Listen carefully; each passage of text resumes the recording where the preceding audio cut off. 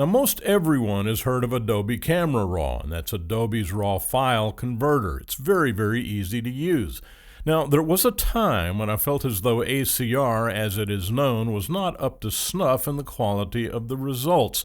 Now, that quality has improved over the years, and now ACR output is on par with Lightroom and several other standalone RAW converters. Now, that's the good news.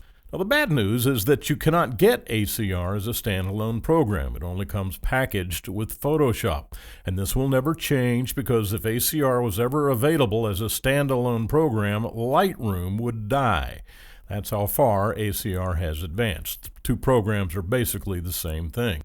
Now, having said all this, I still only use DxO Photolab for my RAW conversions because everything in ACR is manual, and some of the results in ACR are really not as good as DxO Photolab. For instance, the noise reduction is unequaled anywhere. Plus, it has no file management capability. So where does ACR fit in your processing flow? Well, as a filter within Photoshop. And this is really the only way I use ACR. So let's dive in and see how ACR makes Photoshop better. As we take a look at this image of Courtney, we're going to use this in just a minute, but I want to show you how to load ACR, and we'll go to Adobe Bridge, and I've got this raw file of the sunset image taken in Texas, and really all you have to do is double click on it. Now make sure it's a raw file. Doesn't matter if it's a Nikon or a Canon or a Fuji or what have you, ACR will recognize it. So you simply double click on the raw file,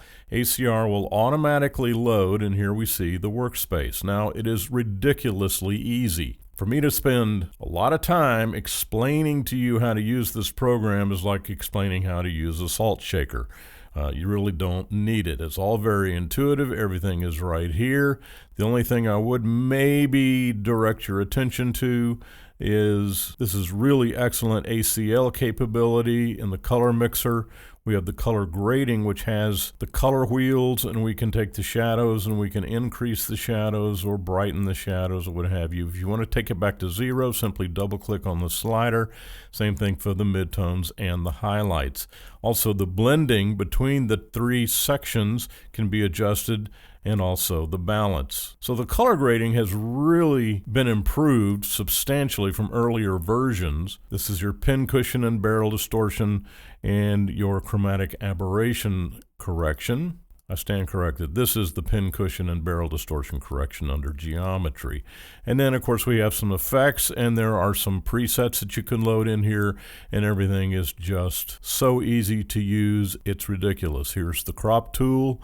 Here's the spot removal tool, your brush, your graduated filter, and these work exactly the same way they do in every other color manipulation program you want to name. They can be used as masks, they can be used as selections, etc., etc.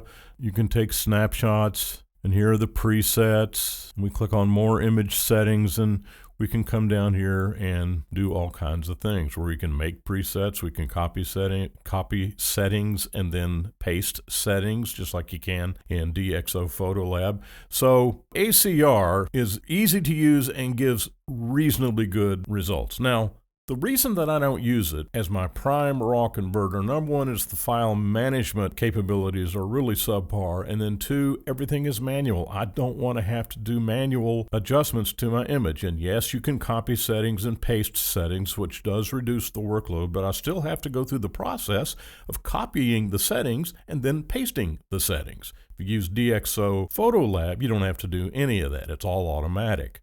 So the only way that I use ACR is within Photoshop. Stay with me. In the next lesson, we'll show you how to load the images within Photoshop. You've already seen how I do it, but let's look at it again. There's two ways to do it, and I'll show you the real value of Adobe Camera Raw in your workflow within Photoshop.